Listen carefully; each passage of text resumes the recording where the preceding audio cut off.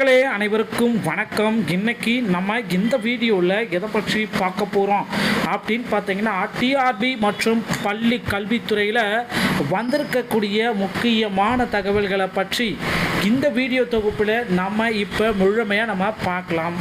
So நம்முடைய சேனலை முதல் முறையாக பார்க்குறீங்க அப்படின்னா மறக்காமல் ஒரு சப்ஸ்கிரைப் அண்ட் பெல்லை மட்டும் கிளிக் பண்ணி வச்சுக்கோங்க.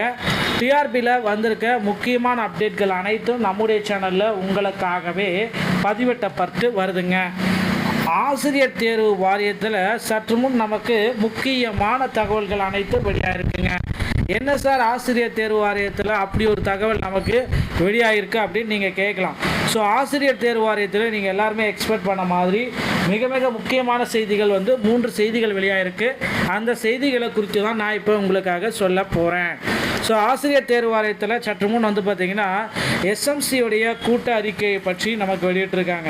இந்த எஸ்எம்சி என்ன சொல்கிறாங்க அப்படின்னு பார்த்தீங்கன்னா, எஸ்எம்சி பொறுத்த வரைக்கும் ஒரு தற்காலிக ஆசிரியரை இவங்க நினச்சா எடுத்துக்கலாம், ஒரு தற்காலிக ஆசிரியரை இவங்க நினச்சா யாரை வேணாலும் தற்காலிக ஆசிரியராக நியமிச்சுக்கலாம்.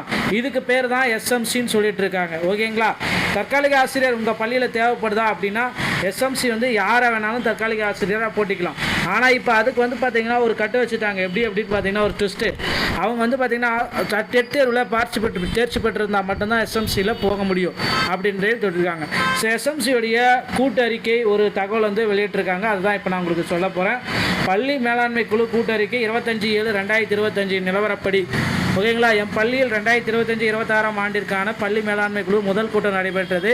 கூட்டத்திற்கு பள்ளி மேலாண்மை குழு தலைவி அவர்கள் தலைமையிலும் ஏனைய உறுப்பினர்கள் முன்னிலும் வகுத்து செலவிட்டு நம்ம கூட்டத்துடைய தீர்மானங்கள் என்ன அப்படின்றத நான் இப்போ சொல்ல போகிறேங்க.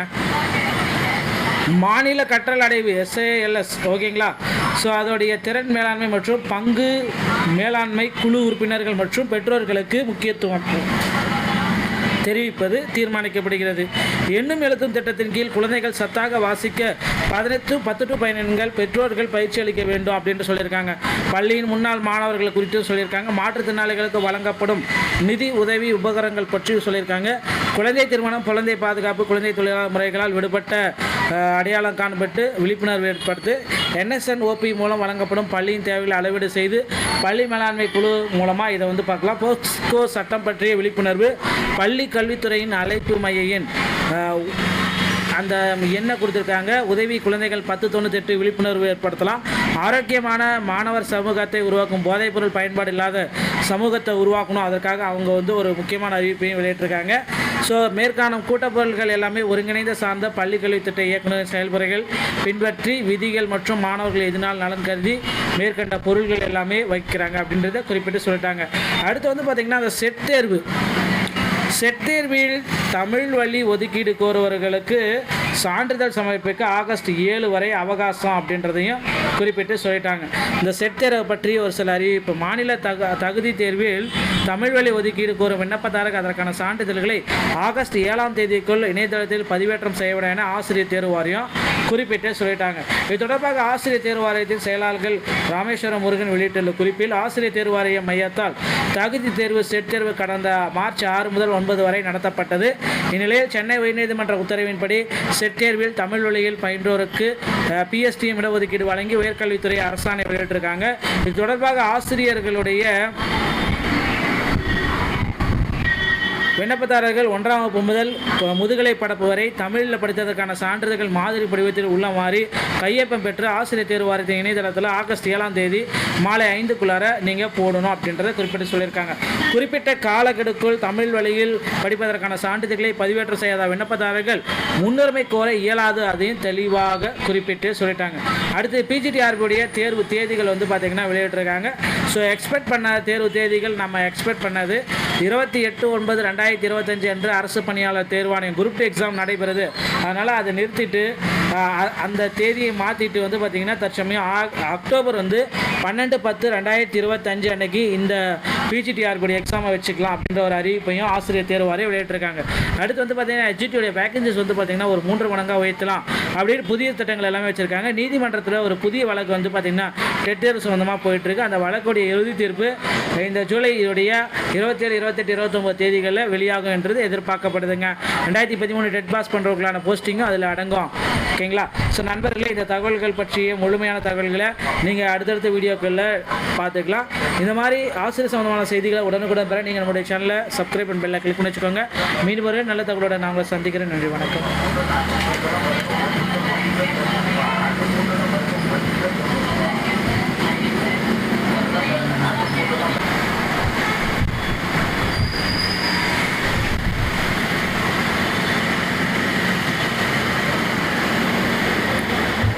வணக்கம் மக்களே, அனைவருக்கும் வணக்கம். இன்னைக்கு நம்ம இந்த வீடியோவில் எதை பற்றி பார்க்க போகிறோம் அப்படின்னு பார்த்தீங்கன்னா, டிஆர்பி மற்றும் பள்ளி கல்வித்துறையில் வந்திருக்கக்கூடிய முக்கியமான தகவல்களை பற்றி இந்த வீடியோ தொகுப்பில் நம்ம இப்போ முழுமையாக நம்ம பார்க்கலாம்.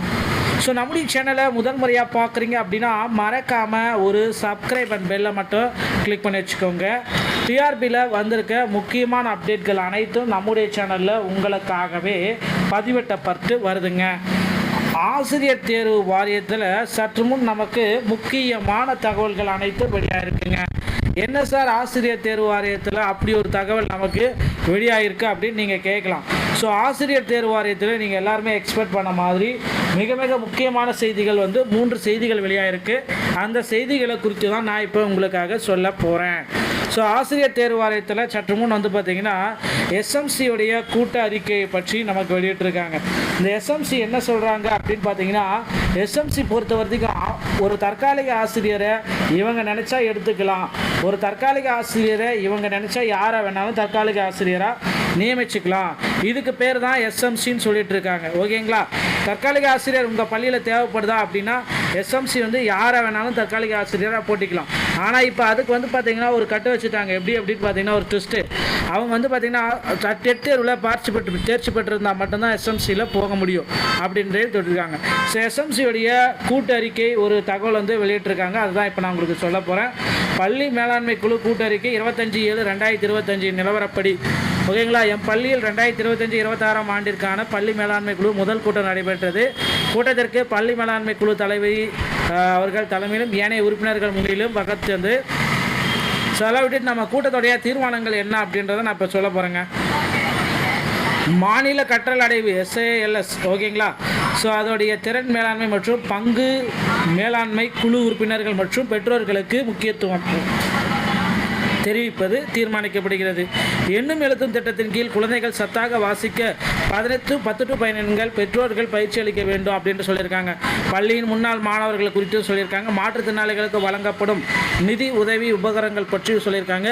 குழந்தை திருமணம், குழந்தை பாதுகாப்பு, குழந்தை தொழிலாளர் முறைகளால் விடுபட்ட அடையாளம் காணப்பட்டு விழிப்புணர்வு ஏற்படுத்து.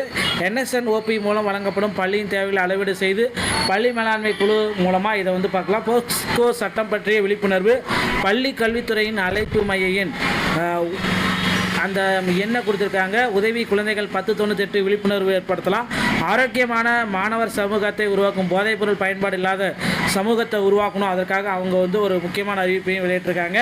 ஸோ மேற்காணும் கூட்டப்பொருள்கள் எல்லாமே ஒருங்கிணைந்த சார்ந்த பள்ளி கல்வி திட்ட இயக்குநர் செயல்முறைகள் பின்பற்றி விதிகள் மற்றும் மாணவர்கள் எதினால் நலன் கருதி மேற்கண்ட பொருள்கள் எல்லாமே வைக்கிறாங்க அப்படின்றத குறிப்பிட்டு சொல்லிட்டாங்க. அடுத்து பார்த்திங்கன்னா அந்த செட் தேர்வில் தமிழ் வழி ஒதுக்கீடு கோருவர்களுக்கு சான்றிதழ் சமர்ப்பிக்க ஆகஸ்ட் 7 வரை அவகாசம் அப்படின்றதையும் குறிப்பிட்டு சொல்லிட்டாங்க.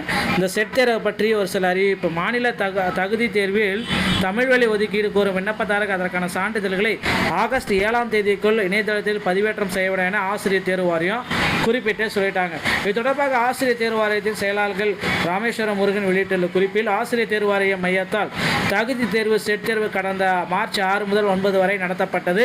இந்நிலையில் சென்னை உயர்நீதிமன்ற உத்தரவின்படி செட் தேர்வில் தமிழ் வழியில் பயின்றோருக்கு PSTM இடஒதுக்கீடு வழங்கி உயர்கல்வித்துறை அரசாணை வெளியிட்டிருக்காங்க. இது தொடர்பாக ஆசிரியர்களுடைய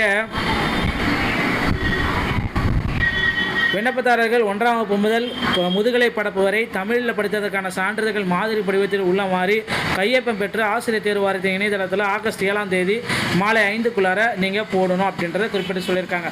குறிப்பிட்ட காலக்கெடுக்குள் தமிழ் வழியில் படிப்பதற்கான சான்றிதழ்களை பதிவேற்றம் செய்யாத விண்ணப்பதாரர்கள் முன்னுரிமை கோர இயலாது, அதையும் தெளிவாக குறிப்பிட்டு சொல்லிட்டாங்க. அடுத்து PGTRB தேர்வு தேதிகள் பார்த்திங்கன்னா வெளியிட்டிருக்காங்க. ஸோ எக்ஸ்பெக்ட் பண்ண தேர்வு தேதிகள் நம்ம எக்ஸ்பெக்ட் பண்ணது 28/9/2025 2025 அன்று அரசு பணியாளர் தேர்வாணையம் குரூப் எக்ஸாம் நடைபெறுது. அதனால் அதை நிறுத்திட்டு அந்த தேதியை மாற்றிட்டு வந்து பார்த்திங்கன்னா தற்சமயம் அக்டோபர் 12/10/2025 அன்னைக்கு இந்த பிஜிடிஆர் எக்ஸாமை வச்சுக்கலாம் அப்படின்ற ஒரு அறிவிப்பையும் ஆசிரியர் தேர்வு வாரியம் வெளியிட்டிருக்காங்க. அடுத்து வந்து பார்த்திங்கன்னா எஜிடியோடைய வேகன்சிஸ் வந்து பார்த்திங்கன்னா ஒரு 3 மடங்காக உயர்த்தலாம் அப்படின்னு புதிய திட்டங்கள் எல்லாமே வச்சுருக்காங்க. நீதிமன்றத்தில் ஒரு புதிய வழக்கு வந்து பார்த்திங்கன்னா டெட் தேர்வு சம்மந்தமாக போயிட்டுருக்கு. அந்த வழக்குடைய இறுதி தீர்ப்பு இந்த ஜூலை 27, 28, 29 தேதிகளில் வெளியாகும் என்றது எதிர்பார்க்கப்படுதுங்க. 2013 டெட் பாஸ் பண்ணுறவங்களான போஸ்டிங்கும் அதில் அடங்கும். ஓகேங்களா? ஸோ நண்பர்களே, இந்த தகவல்கள் பற்றிய முழுமையான தகவல்களை நீங்கள் அடுத்தடுத்த வீடியோக்களில் பார்த்துக்கலாம். இந்த மாதிரி ஆசிரியர் சம்பந்தமான செய்திகளை உடனுக்குடன் பெற நீங்கள் நம்முடைய சேனலை சப்ஸ்கிரைப் பண்ணி பெல்லை கிளிக் பண்ணி வச்சுக்கோங்க. மீண்டும் ஒரு நல்ல தகவலோட நான் உங்களை சந்திக்கிறேன். நன்றி, வணக்கம்.